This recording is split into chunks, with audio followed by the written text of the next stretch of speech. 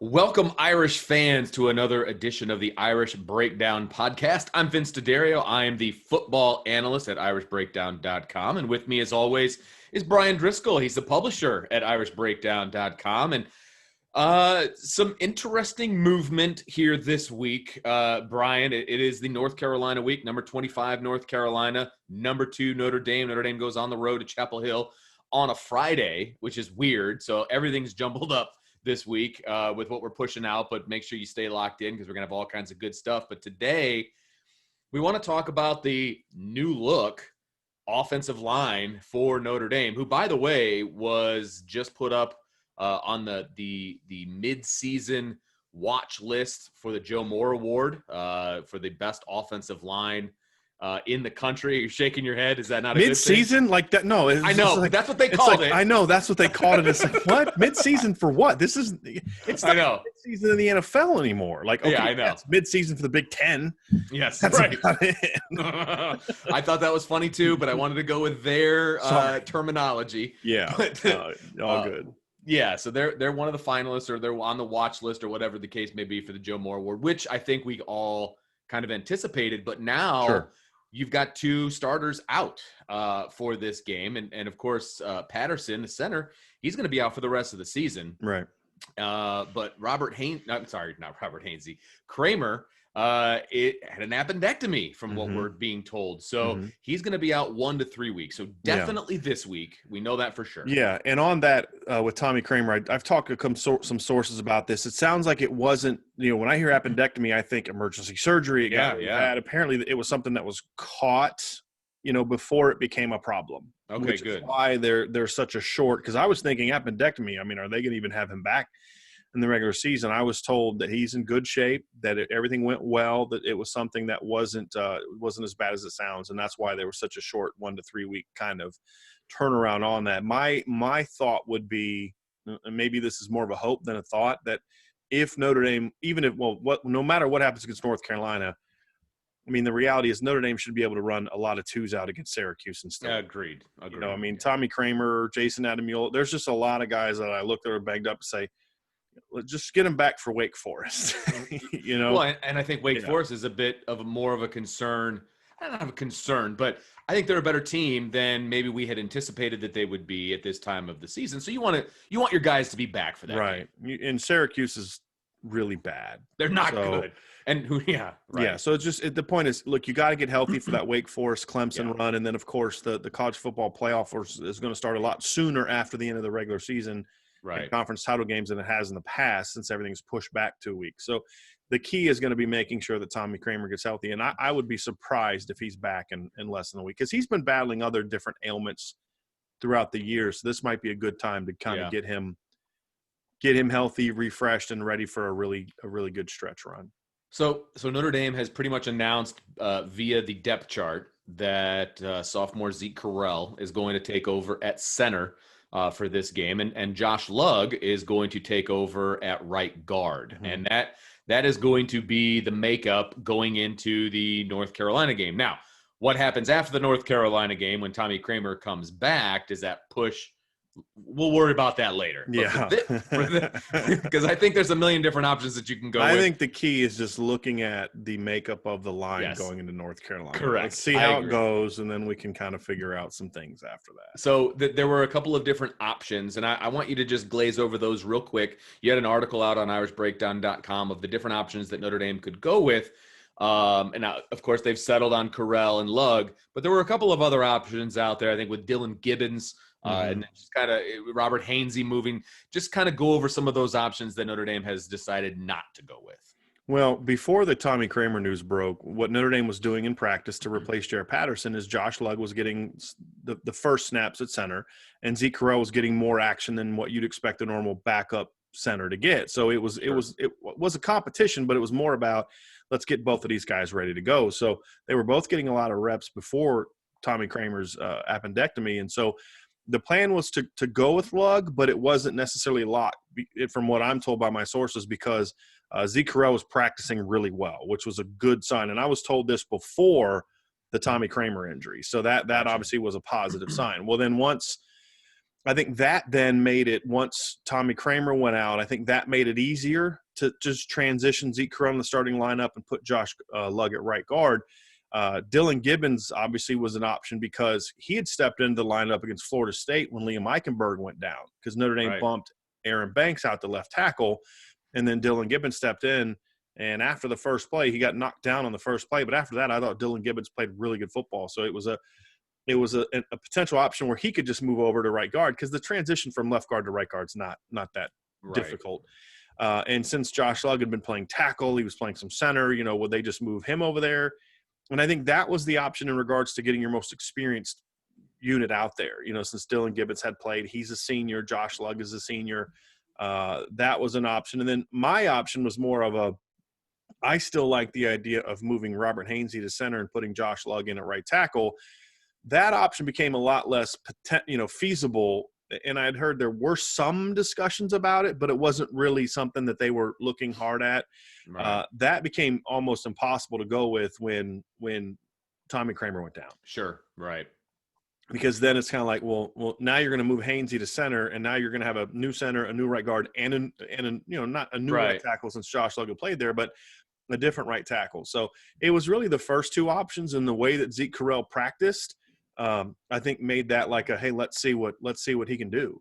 Because Dylan Gibbons obviously could be inserted at any point in time. And then, of course, Josh Lugg was getting that work at center. And Josh Lugg has been getting work at center for a while. My understanding has been he's been an emergency center for the last couple of years. So this was not a new thing for him per se, even though he's never played center. And he started at 5 games at right tackle last year. I thought he played well. I think the Notre Dame coaching staff had said in the past that they thought he played well. And so he's got experience playing. Now, he's played, I think, about 40 to 50 snaps in his career at right guard. He played some right guard this year against Georgia Tech when Tommy Kramer came out. He was battling some injuries, and they wanted to get him out late in the game. So Josh Lugg got in at right guard against Georgia Tech a little bit. So this isn't a new position for him either. Right. And so you have 4 guys in the lineup still that have a good amount of experience. And that should help sort of ease that loss of Zeke Correll, because the thing that we've talked about, Vince, at IrishBreakdown.com about this offensive line is, yes, Liam Eichenberg to me is having like an All-American caliber season. Robert Hainsey's been really steady. Aaron Banks has had some moments of excellence. Jarrett Patterson has some really good moments. Tommy Kramer, I thought, was coming off of a couple quality games in a row. Even though he's been battling, health, I thought he was getting better. But the reason this line has been so good is not necessarily those individual players. It was just how well this unit was playing together as a 5-man group. And this was the 5-man group that we really saw for most of last season. And so you have that concern of, well, you lost 2 key parts of that. How are you going to transition? And I think that, I've criticized Jeff Quinn a lot in the past. One of the things that I have praised him for is the job that he did last year when they lost Tommy Kramer and Robert Hainsey in back-to-back games. Right. So just to refresh your memory, Tommy Kramer got hurt against Michigan. They inserted Trevor Ruland in the starting lineup. And then early the next game, Robert Hainsey went down, and then Josh Lugg had to step in. Well, that's after that Virginia Tech game, that's when the offense took off late in the season. So they showed that this unit can deal with losses, multiple losses, and still thrive. Now, the schedule's going to be tougher down the stretch this year than it was last year, if we're being honest. I mean, it was, they beat 5-7 Duke, and, Navy was a good team, but again, it's still Navy. BC was a 500 team. Stanford was 4-8. It wasn't a really gauntlet of teams like facing North Carolina and then facing potentially Clemson and then Wake Forest. So it's a little different situation, but I thought the line played well. I thought Jeff Quinn showed the ability to do that. And now you're putting guys into the lineup, and Josh Lugg, who's got far more experience now because of the adversity that they faced last year. And Zeke Correll has like 40-some career snaps, which I believe is about 40-some career more snaps than Jarrett Patterson had when he took over last year as a redshirt freshman. So, so I think that they're by just inserting Correll and then Lugg at guard, I think there's a greater chance at continuity. I agree. As opposed to Lugg playing center, where he'd taken snaps there, but he had never played there in a game. It's not a position I think is natural for him. And, you'd have had a really – maybe he'd have done great. We don't know. Hopefully we don't ever find out. But it would have been a big question mark. Now you're putting a center at center, a guy that's been practicing at center since he showed up, a top 100 recruit. You're playing Lug at a position that he has played legitimate snaps before and where I think his skill set is better suited. So right. I feel like is Notre Dame going to have the number one offensive line against North Carolina? Probably not, because I think that would be almost disrespectful to Jarrett Patterson, Tommy Kramer, saying, oh, they're fine. Yeah, you lost two good players. It stings. But I do feel like Notre Dame still has an opportunity to have an outstanding offensive line. I don't think this loss prevents them from still outplaying the defensive fronts they're going to face in the next month. Because, look, when you get concerned about North Carolina, it's concerned about them scoring a bunch of points. Correct. You're not concerned about playing a great defense. No, not at Notre all. Dame's Their not going to be playing good terrible. defenses the next 3 weeks. So I think that also helps. Sure. Where you say they should be able to kind of maybe overcome a few moments where maybe they're not always all on the same page because you are playing inferior opponents. And then, of course, the flip side is, but you can't afford to lose possessions when you're playing a team that can score 50 on just about anybody. So, but I think as a unit, Vince, I feel good about this group. And look, this is why you recruit studs every year. No matter who you have in front of them, you recruit studs every year because in football, again, it's a game of attrition. A lot of teams lose a starting offensive lineman like Jarrett Patterson or Tommy Kramer, and you're playing some 3-star kid or a walk-on. Notre Dame's playing 2 top 100 caliber recruits. Right. And so I think they should end up being okay. As a unit, they should end up being okay. So let's talk about these guys individually. I mean, we've seen Josh Lugg, you mentioned it, inserted into the starting lineup at the end of last year. So we kind of know what we're getting with him, but you can still touch on his strengths and weaknesses. And then Zeke Correll, I think he's kind of an anomaly to a lot of Irish fans. I mean, look, there's some people that follow recruiting. They know he's a top 100 recruit, but that doesn't mean that he's necessarily ready to play at Notre Dame. So the whole point of offensive linemen coming into Notre Dame is to get bigger, stronger. You're not going to see a whole lot of true freshmen starting in Notre Dame. Right. So he's a sophomore. Made Robert Hainsey so rare in 2017. I think Notre Dame's had 2 true freshmen start games in Brian Kelly's 11 years, and that was Robert Hainsey in 2017, and then Steve Elmer all the way back in 2013. Right. Ronnie Stanley didn't start as a true freshman. Quentin Nelson, Mike McGlinchey, right. Liam Eichenberg. Go down the line. It's a long list of outstanding players. Zach Martin, it's a long list of outstanding players that didn't play as freshmen. So right. So always that development. So let's talk about Lugg quick first, and then I want you to hit on Zeke Correll to just kind of introduce him to Irish fans. What is he going to bring to the table? I think Lugg we saw last year is a big kid, big, strong, physical kid.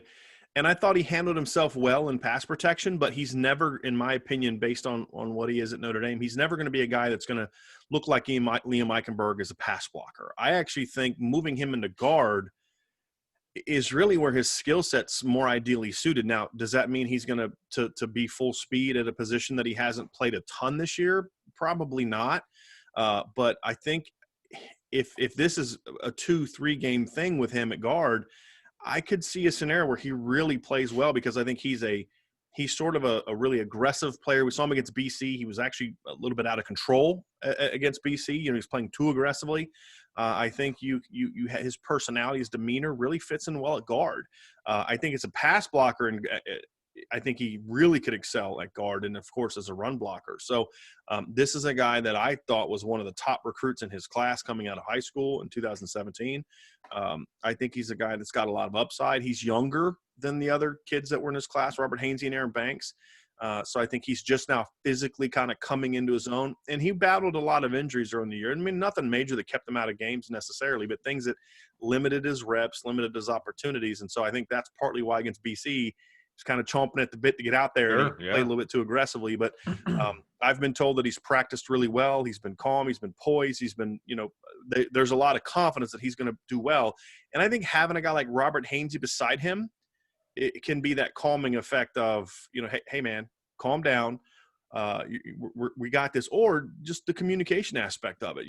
Hey, you can trust Robert Hainsey, and there's nobody on the offensive line that's going to know what you're doing more than Robert Hainsey. So I think that helps as well in regards to making sure that Josh Lugg is playing at full speed. Because if Josh Lugg makes a smooth transition into guard, you're going to be just fine because that's an extremely talented football player. There are, trying to think, there's 14 other teams in the ACC, right? So that would mean there's 14 teams in Notre Dame's conference that would love to have Josh Lugg as a starter at guard or tackle for them. Yeah. Without injuries. I mean, just with where he is now. I mean, Josh Lugg to me is a better football player than the two guys that Clemson was trotting out at guard a couple of weeks ago. This is a good football player. It's just about how quickly can he kind of get up to speed in the starting lineup at a position he hasn't played a whole lot of reps in his career. Do you real quick, do you project him as a guard or a tackle next year when there's going to be some openings on the offensive line? I know that's kind of out in left field. No, it's a good question. No, I think and I think that, Vince, is something that we brought up in the video we did that we did last week talking about the offensive line, which is if Zeke Correll is inserted into the lineup and if Zeke Correll plays well, Zeke Correll's a center. I don't see him moving. You know, he played guard in high school, but I don't. He's not a long guy. I think he just really sits in as that, that fire hydrant right there at center. So if he plays well and you feel really good about him being one of your 5 best next year, that gives you some flexibility with Jarrett Patterson. Right. But the reason I'm going to somewhat dodge the question is because a lot of it depends on, number one, how Zeke Correll plays at center, which then gives you some flexibility with Jarrett Patterson, which could impact whether or not you want Patterson to be a tackle and then Lugg to be a guard or vice versa. Mm-hmm. The other part of it, too, is does Aaron Banks come back? Sure. I think that's a big piece of it because if Aaron Banks comes back, most likely it's going to be because the staff convinced him he can play left tackle. And then that gets into, okay, so do you want Lugg at guard? And then do you want to move Andrew Kristofic over to right tackle to let him compete with Quinn Carroll for that right tackle job? Do you want to just insert Josh Lugg at tackle, and then you can have Patterson at guard, or do you want Patterson at tackle with Lugg at guard? So there's just so many things that are determined by how well Zeke Correll plays and then how well Aaron Banks plays. Sure. So in a perfect world, I think Banks comes back and moves to tackle. I personally would leave him at guard, but I think that's what Notre Dame's gonna have to do to convince him to come back.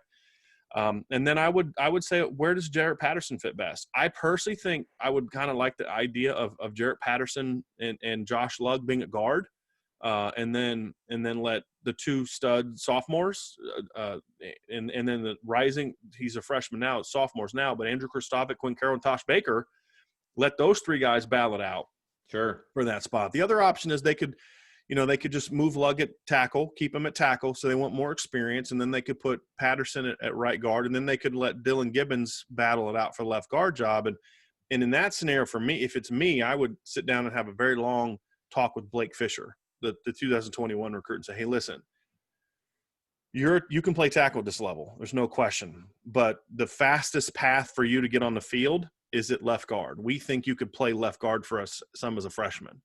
Because Blake Fisher's not a 5-year player, most likely, right? Yeah, we can agree on that. So, let him sit behind whoever that left guard is, whether it's Josh Lugg or whether it's Dylan Gibbons or Jarrett Patterson, and let him kind of get some experience there.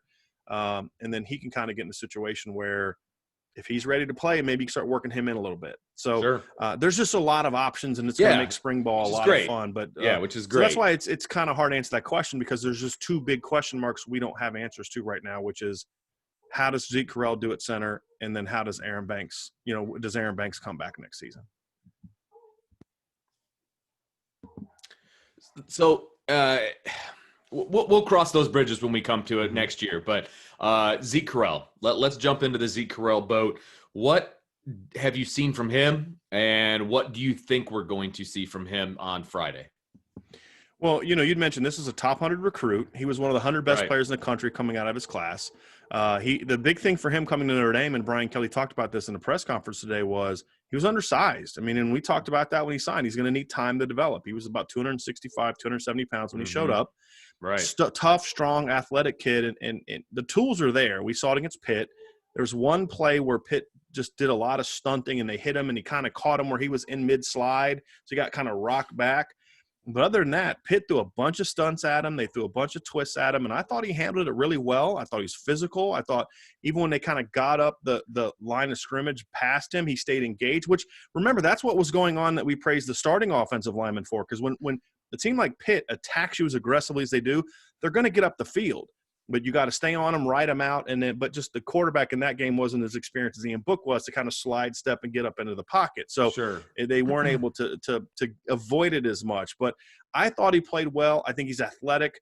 I think he's physical. I think he's tough. I think he's a guy that, from what I'm told, is a smart player. But again, smart in practice and then smart when the lights are bright and you're on the road in a top 25 game the day after Thanksgiving. It can be a different story. So we don't know how he's going to handle that. You never know that until a kid steps into the lineup. Yeah. But to me, he's a kid that is not just a future starter, but a guy that I viewed as a potential future star. I'm not saying he's going to play like that against North Carolina, but this is a talented kid that's going to have his first start issues. But he's also a kid that I think can make some blocks. And I think the fact that there's going to be veterans around him is going to make this such a smoother transition for him, because he doesn't necessarily have to be the star. He's going to have help from Aaron Banks, who's one of the best guards in college football. He's going to have help from Josh Lugg, who's 6'7", 310 pounds, and is an experienced, veteran player. He's going to have two very – and the left tackles in Notre Dame – the tackles in Notre Dame has, Liam Eichenberg and Robert Hainsey, are two physical, tough kids, but they're also two very calm players, very poised players, leadership type guys. So I think that will be a calming presence for Zeke Correll as well. So I think he's going to perform well. I think he's a talented kid, and the key for me is just be calm enough to where the snaps are consistent. That's really the only thing that I'm concerned about. Because if he makes a bad call, then you've got guys that can say, hey, no, we're sliding to this is a Liz call, not a Rip call. And now there's not going to be 70,000 people in the stands. Yeah. So if Robert Hainsey or Liam Eichenberg knows he made the wrong call, they can quickly check it, or Liam or Ian Book can hear it and say, no, we got to slide the protection that way. Yeah. So I think that'll help as well. So gotcha. He's a talented player. It's just we don't know yet and how quickly he's going to transition. But I loved how hard he competed against Pitt, and that was really the last time we've seen him. He played against South Florida. He played against Pitt, and Pitt he played a lot. So that was good to see him get a lot of snaps there. And again, against a good defense. Even the backups of Pitt are good players. And I thought he more than held it his own. I thought he had some really good snaps in that game. And so that kind of is why, if they weren't going to move Hainsey, that's kind of what I'd hoped, that Zeke Correll would seize that opportunity. And from what I'm told, he did seize that. This isn't just, he's next on the depth chart and we don't have anybody else. This is we had options. We have Josh Lugg. We have Dylan Gibbons. We have John Dirksen. We have other options. But Zeke Correll really had a good week of practice, and we feel comfortable that from a coaching staff standpoint, we feel comfortable transitioning him into the starting lineup and getting him out there. Well, and that makes coaching so much easier when a guy goes out there and takes the position, as opposed to you're like, okay, we'll go with you. I mean, or we'll go with you and we'll see what happens, but you make sure you're ready. Right. This makes coaching so much easier when a guy just goes out and grabs that job. So that, no question, that's a good situation for Notre Dame. I wanted to ask you, because you mentioned it, this group of five has really come into their own, and they're really playing very well together as a unit. And, the run game has been excellent. Pass blocking has been excellent, even going back to last year. So from an average Irish fan who's watching this game on TV on Friday, where do you think they'll see a difference in the run game and in the pass game? Or will there be a difference with these two guys inserted? Will there? I don't know. We'll have to see it. But I think where my concern is greater is in the pass game. Okay. I feel like with the way that Notre Dame, they're a zone blocking team. And I think when you have new starters in the offensive line, I think you get you say, hey, look, this is not a very good defense. It's not a very good defensive line. This is a defense we should be able to really establish something on. So let's not get too cute and too creative with two new starters in there. Let's run our inside zone. Let's run our outside zone, maybe a counter or, some kind of wrap play, just to give them some misdirection. But let's just beat them up, and Zeke and Josh can beat them up. So I think you're able to simplify things enough in the run game to where you should be able to make some transition. And if they want to bring a bunch of run stunts, that's fine, because I'll just run inside zone away from Aaron Banks and Liam Eichenberg all game, and then we're just going to cut back and gash you, because that one time you stunt the wrong direction and we're cutting back behind those two dudes, the band's playing or the fight song. You know what I mean? So I don't know if that's necessarily the route you want to go with the backs that Notre Dame has. Now, Pass game wise, when you get into second and long, when you get into 2-minute situations, when you get into third down, or in formations where UNC kind of has some tendency reads on Notre Dame where this is a heavy pass situation, I think that's where there's gonna be some creativity with stunts and twists and linebacker pressures and things like that. And that's where I'm more concerned about. The one thing that the offensive line has been so good about, especially in recent weeks, is the guards, Kramer and Patterson, even when they get beat, really doing a great job of riding guys out and really giving Ian Book either a clean pocket in front of him or a pocket that gives him options to step in and take off. Correct. Will that happen with Zeke Correll and Josh Lugg? And will Ian Book have the same confidence in them that he had in the veterans in front of him, which matters too, Vince? You know, that's this. Really so big, yeah. He has to say, okay, I trust these guys. So when I see Zeke Correll riding a guy in the A-gap, I know he's got this. I'm going to step into the pocket, and I'm going to either make a throw or I'm going to take off running. So that's all part of it. So I think the pass game for me is really where I'm most not concerned. Well, concerned. I mean, that's where I think North Carolina is going to really test Notre Dame the most, and that's where I think Notre Dame can have the most problems, because if you start making stops and passing downs, those are drive killers, right? If you get a 2-yard, if we get stopped for 2 yards on 1st and 10 as an offense, then you look at it and say, hey, 2nd and 8, we got another shot at this. You pass the ball on 1st and 10, and then you give up a pressure or incompletion or a sack, and all of a sudden that's drive killer. Sure. And you can't have a lot of drive killers against North Carolina. This isn't going to be a 12-7 game, right? I mean, I don't care how good the defense plays, barring it being a monsoon and they can't throw the ball. This isn't going to be a 12-7 game. This is going to be a game where you're going to have to score some points to win, kind of like Clemson. And so you really need to be able to throw the ball, and you can't have a lot of drive-killing plays. And I think the pass game is where you could see a lot of those potentially happening. So I think that is where North Carolina is going to look to get their plays made. And that's where I think this unit's going to have to really make sure they're at their best. Yeah, one of the things I just wanted to echo about the run game is zone blocking is a lot of double teams and then climbing to the next level. And I like when you bring in new guys who are, and you talked about Josh Lugg being aggressive and being that mauler type of guy. When you're double teaming and you're just beating the snot out of the guy across from you with a double team, and then it's all about communication, who's going to go to the next level and things of that nature. I don't have any issues with this group. I think the communication is going to be good, and I don't think there's going to be a lack of physicality in the zone blocking scheme. You know what I mean? So I'm really not worried about the run game, and I think you're right. I think the pass game and Ian Book's confidence, I think that's a big one, because we've seen Ian Book in the past. If he's not confident in somebody, whether it's his receivers, whether it's his line, whatever the case may be, he's not the best. He starts rushing. He starts rushing. Right. Yes. And I think, to your point too, Vince, I think when you talk about the zone, look, the zone is the zone, right? Right. And that's what's great about running zone plays is, look, these are the rules. The rules don't change, because the rules are the great thing about a zone, just so people understand, is zone concepts have rules. I'm uncovered or I'm covered, and the guy next to me on either side is covered or uncovered. And depending on who's covered and uncovered is going to determine whether the center's working with the guard, whether the center's working with the backside guard, whether the center's working solo. Right. Whether he's going to be the main guy, whether he's got to overtake, whether he's got to help.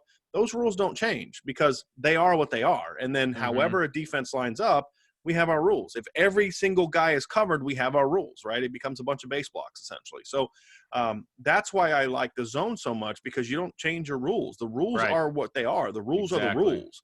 The looks change, but you've got rules built into the looks. And so that's why I think, what's made the Broncos so successful back in the 90s with those zone concepts is what has made Notre Dame so successful. When you have good players, they are what they are. And what we saw from the first 2 years under Jeff Quinn, and I'm sure we're seeing it now, is, and we saw it under Harry Hiestand, is you work on combo blocks every single day or an individual. Absolutely. Yes. I mean, it's given different looks. It's, hey, here's what happens here. I mean, those are individual period drills on a daily basis. So to your point, that's why I think that transition tends to be smoother. Now, pass protection is something that tends to change more frequently week to week, because you're facing a 3-3-5 this week, or a 3-4 or a 4-2-5, and the angles for the pressures are going to be so different that you're going to change. But here's one thing that I think also needs to be considered as an option for Notre Dame. And this is something I hope that they've prepared for. If I'm North Carolina and I'm bringing pressures, I'm not bringing pressures off the edge.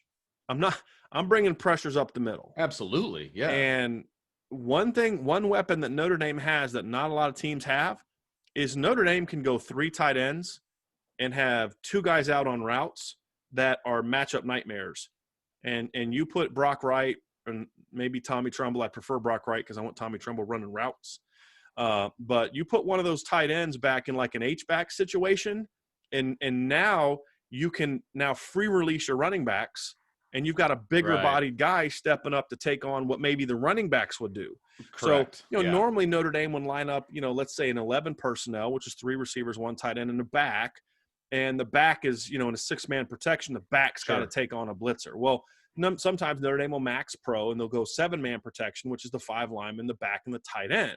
Well, with this look, with the concerns that I have about guys coming up the middle, I don't know if I want Kyron Williams and Chris Tyree doing that all game long. Sure. I think the other part of it is, maybe you get Tommy Trumbull or you get Michael Mayer, or you get especially Brock Wright back there, and you say, hey, let's free release our backs and then use the tight ends to block. Because 2 things can happen from that. Number one is you have a bigger bodied player that can create more of a force at that point of attack when they block. Whereas a running back's kind of got to kind of cut, or, there's some of the great blocks Kyron Williams has had. He still gets knocked back, but he gets in the guy's way. I don't know if that's necessarily what you want to be doing in a game like this. So you have a bigger body guy who can create more of an impact in your favor as an offense. Right. But also you now can use the running back as a free release guy to attack those blitzes. So, bring your tight end in, have him be your 6-man of protection, and then you're running angle routes or slides or seam routes or screens where now you're using that back. Say, hey, you want to blitz, we're going to get a bigger body in to protect, but now we're going to use our dynamic playmakers, Kyron Williams, Chris Tyree, to now attack you behind that blitz with pass concepts. So this is something that I want to see from Tommy Rees this weekend, where he says, hey, I know what you're going to do. I know you're going to attack my new guys. We're going to have a plan not only to protect our offense, but we're going to have a plan to exploit you when you try to do that. Because they've shown that the backs can catch out of the backfield. That's right. And so that, to me, is another example of growth that we can see from Tommy Rees, to where they're going to do this, right? I mean, they're going to attack up the middle. What is your plan to not only protect it, but then also to beat it? Sure. And I think sometimes coordinators and veterans can even make this mistake, is you're so focused on protecting that you don't attack where the pressures are coming from. I mean, that's what the great offensive coordinators do. It's like, hey, if I got this defensive end that's just killing my tackles, well, one way to do that is, we know he's going to come upfield anyway. Let's throw a little screen behind it. Go behind him. Let's run a draw play behind it. Let's let him come wide. Right. Same thing here. So that's something that I think where Notre Dame can steal some yards. And if you hit a couple of those big plays against North Carolina, now they got to decide, okay, do we really want to keep bringing these pressures? Because they got a veteran quarterback that's just picking us apart with crossing routes, with angle routes, with seam routes, with screens, and they're killing us. So let's back off, and maybe we can force them into a mistake. So I think those are that's going to be part of that interesting chess match that I'm looking forward to seeing on Friday. Where if we see that, it'll be another example of Tommy Rees coming into his own as a not just a play caller, but also a game planner. And putting those 2 things together. So that's the final piece to me of, you have that 6th and 7th man as blockers with the tight ends. That is an often overlooked aspect of the Joe Moore Award. This goes to the great offensive line. Well, that is a Joe Moore Award, but the Notre Dame tight ends this year, more than you see from most teams, are playing a huge role in how successful this offensive line has been, along with great play from the offensive line. And I think those are weapons that you can also utilize this week to help protect your 2 new starters. No, absolutely. So Notre Dame's coming out Friday with 2 new starters on the offensive line. We'll see how long that lasts. My guess is 2 weeks minimum for those 2 guys, but we'll see what happens. So Zeke Correll, Josh Lugg taking over at center and right guard respectively. And we'll see how it goes. It's going to be a lot of fun, something different, but I don't expect a huge drop off from this O-line. And I don't think you do either. So because you still have 3 studs, right? yeah, I mean, absolutely. you And still these have guys 3, aren't right? slackers either. I mean, these Right. aren't a couple of walk-ons that you're putting in there Right. because you don't have anybody else. So Or 3-star depth guys. I mean, these are guys you recruited to be studs, absolutely, and now they're getting in. Look, let's be honest. The only reason Josh Lugg doesn't start at Notre Dame is because of how good the guys in front of him are. Right. I mean, like I said earlier, he's starting for, I would imagine, at least 12 or 13 of the teams in the ACC. You're telling me that he would start for every one of them because I'm just trying to be conservative. Okay, well, it wouldn't necessarily be at guard. He could be I mean, right. He has such positional flexibility that he would start on every. Right. I've yet to see a team, at least that Notre Dame has played, where I haven't looked at him and said Josh Lugg starts on this team. Yeah, absolutely. And it's a no-brainer. But again, we haven't watched every team in person. But yeah, there's a lot of teams. There's top 25 teams that would love to have a Josh Lugg. Yes. So again, you're not starting some young guy that doesn't play. And I think again that experience he showed last year, where he can be thrust into a tight situation and handle himself well and be a part of a really good offense, which is what Notre Dame was in November and in the bowl game last year. So make sure everybody stays locked into irishbreakdown.com because we'll have more on the North Carolina game. I'll have an interview tomorrow. Mm-hmm. Yeah, tomorrow afternoon. We'll post that, previewing the North Carolina game. And then, of course, you and I will be back on Wednesday, I believe. So we're moving it up because of the game on Friday and Thanksgiving being on Thursday. We're moving our preview podcast up to Wednesday. So that'll be obviously definitely on podcast form, but we're going to see how it goes as far as possibly getting that on the YouTube channel as well. Yep. So we'll have this one, and then we'll have mine tomorrow. We'll have ours on Wednesday. So all kinds of content coming your way. So make sure you check out our podcast on Soundwise. Make sure you check out all the content on irishbreakdown.com. And that's been this edition of the Irish Breakdown podcast, and we will talk to you next time.